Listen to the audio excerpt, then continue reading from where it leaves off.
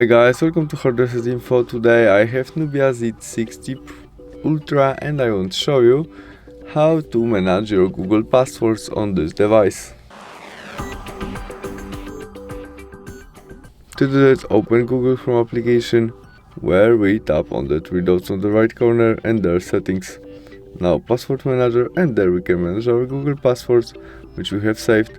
In our case it can be Messenger account. We tap there and now we must enter look screen to manage it, and there by the first icon we can copy our email and passwords, and this icon show us passwords which our smartphone remember. We can also edit it by click on edit and write something new or custom it.